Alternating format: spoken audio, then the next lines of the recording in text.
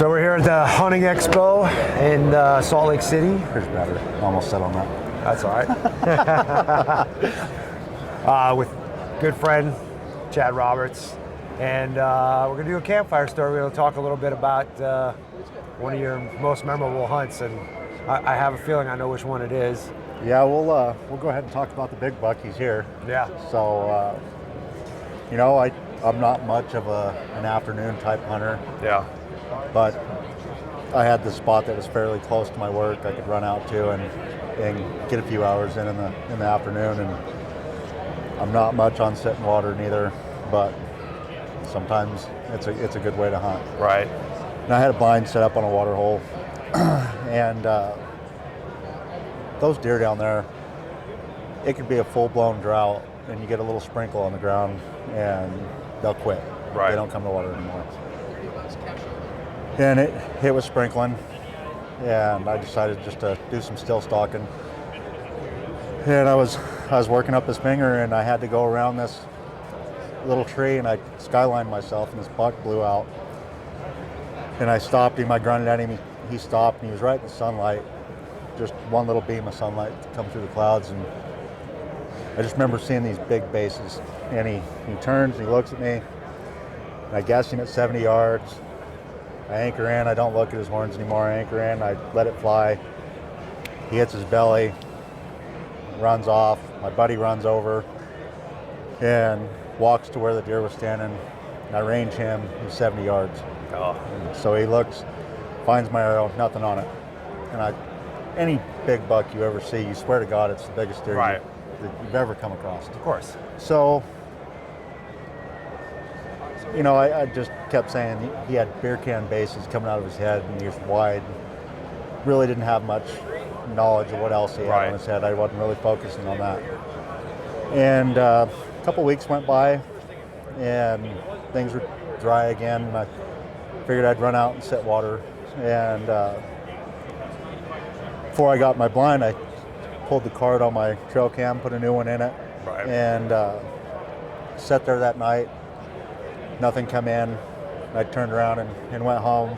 Next day I went out after work and pulled my card and put a new one in there so I can look and see what come on in the middle of the night. And 10 minutes after I left, that buck was standing at the drinker. That was the only time that deer had ever gone to that water hole. Okay. And it cost him his life. He never went back. I don't know what he was thinking. It was about 10 miles from his normal range. Right. And the next year I just started working on him, and it was a drought year. And you really don't ever think of seeing anything like that down there. So we didn't know how old he was. And we thought he was ancient. And the next year was a drought year, and he didn't produce. He was in the 220s. And we thought he was getting older. And I ended up killing a decent buck, and not him, obviously, and my wife ended up jumping him out and missing him. So that was the end of that hunting season. Right. And the next year rolled around, a little better year, and he recovered, but not to his full potential. And there was a big typical running with him, and they always ran together. I ended up harvesting him, and not him. And I went back January, because that season doesn't open until January for archery. Right. And I got on him. He was laying down at 60 yards, and I shot him, and it went in about 3 inches low and come out perfect. And some rain had rolled in, and he shook it off. It didn't hit any vitals, nothing. And I was obviously sick. Yeah, I can imagine. I set trail cameras up immediately. He dropped his horns 2 months early. Other little bucks were just tearing him up. Yeah. At one point, I had pictures of him with his head laying in the drinker. And this little buck was standing over the top of him, just wreaking havoc on him. Oh, Jesus. And we thought he was a goner for sure. About 2 weeks later, and I ended up killing a smaller buck. About 2 weeks later, he come in and had a little more pep in his step. You know, he was coming back to life. Right. And I didn't see him for about a month, and all the other deer still had horns on their head, and he had these bases, you know, big gnarly things coming out of his head, and no scars on him. He was ready to go, and he blew up into a big 260 buck, real heavy, big mainframe, a little bigger mainframe than he is now. He just didn't have quite the extras. Right. And I couldn't hunt him, and my wife had the tag, and she opted not to hunt him because there was a few people around that we just really didn't want in there. Right. And so I went after him with my bow, and I ended up getting a shot at him. That following January? Yeah. I ended up getting a shot at him, and it was a little trick shot. I had some brush in front of him about halfway, and I was playing the art game. Yeah. And I guessed him for 40. He was 50. I shot underneath him. I could have stayed after him. Crazy that you've gotten that many opportunities to kill this buck. I could have stayed after him that day, and I just figured, you know, he's had enough. I've had enough. Yeah. And my dad had eyes on him, and I just said, no, you know, it's not the day. And the very next day, Fish and Game did a survey, and they ended up busting the herd. Oh, wow. And blowing him out. It took me the remainder of the season to find him. And on the last day, I glassed him up. He was 600 yards from me. Yeah, and the wind was wrong. I just didn't have a play, and I had to wait on him.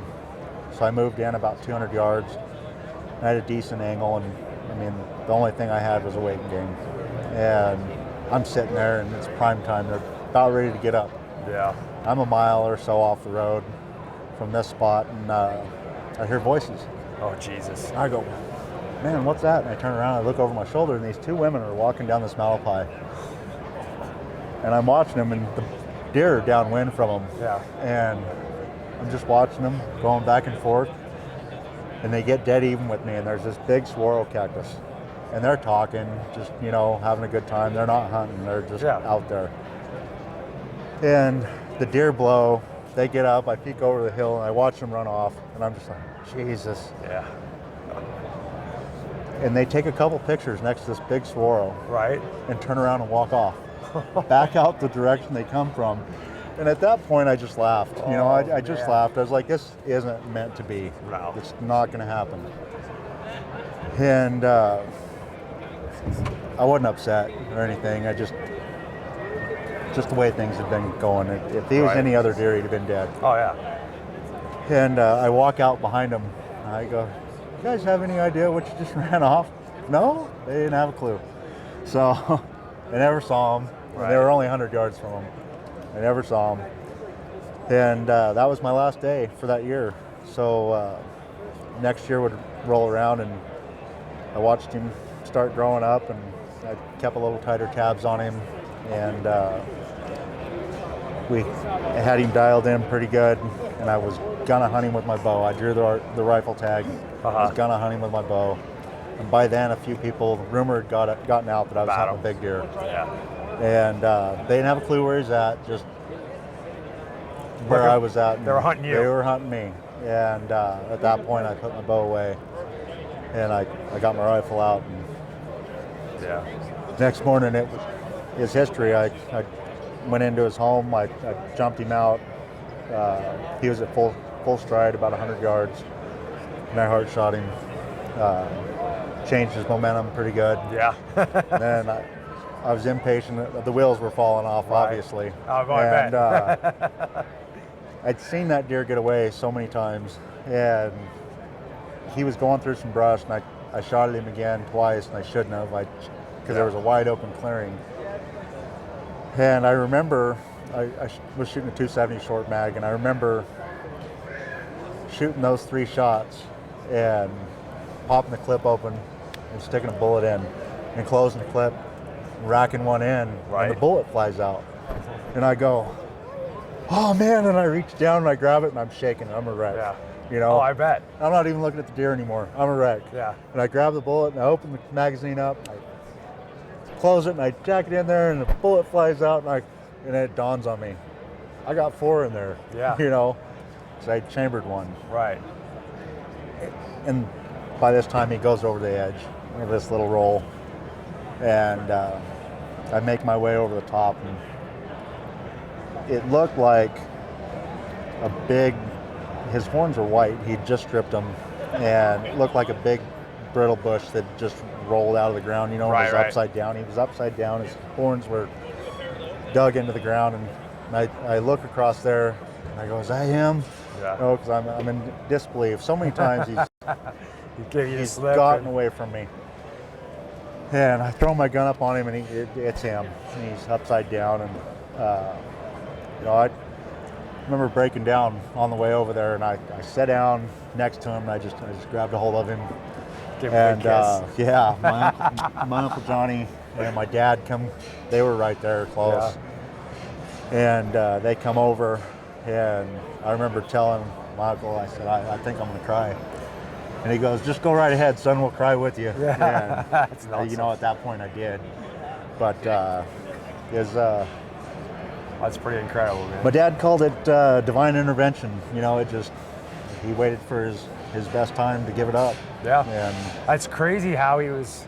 I mean, he was good when you first tried at him, and then he went downhill, and then he came back. Well, up. it's just even after you shot him. It just drought, you know, and those desert bucks lose so much. And Yeah. they're skin and bones, you know, on years like that. They look like they're not going to make it as it is, and so many don't. Yeah. And we, you know, we never really knew how old he was. And when I killed his brother, that big typical, I aged him, and he was 5, and then we kind of had an idea, but still weren't Right. exactly sure. And then had him aged as well, and he was 7 When you when killed he him. did it. So Nice. it's a good thing it happened when it happened. I had another big typical in there, and Fantastic. a cat got him. Oh, really? So probably wouldn't happen. Nice, man. I mean, he's gonna be tough to beat. I don't plan on beating him. Oh yeah, you do. I know you do. You know, I know you want to. you know, I have goals to kill a big typical That's with my next- bow on the next on the desert, list. and that's next on the list.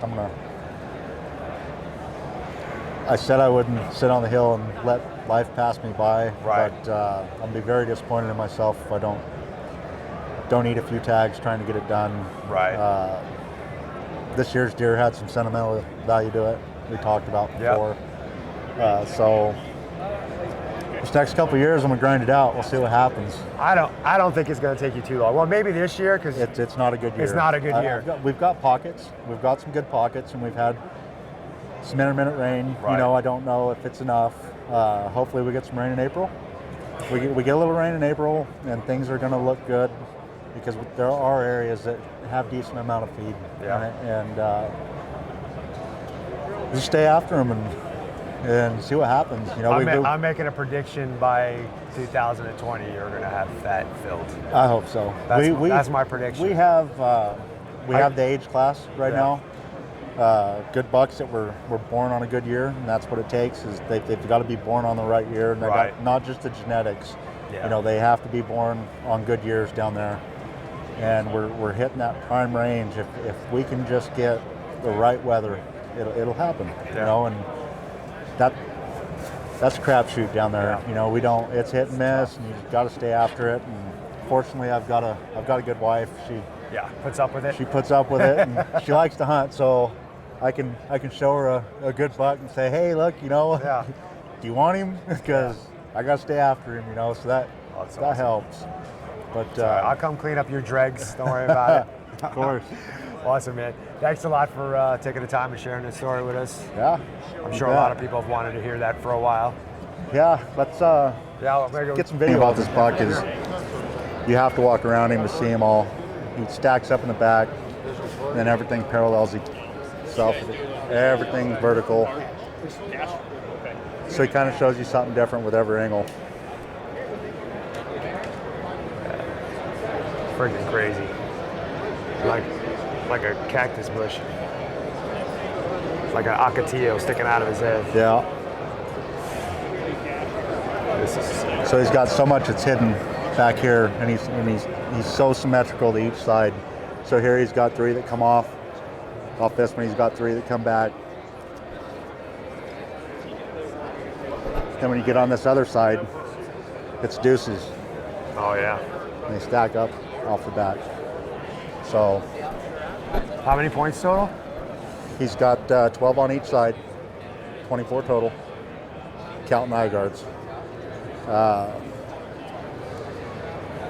295 and 7/8, nets 292. A little over 34 inches wide. Freaking incredible, Chad. Every time I see him, it still makes me amazed.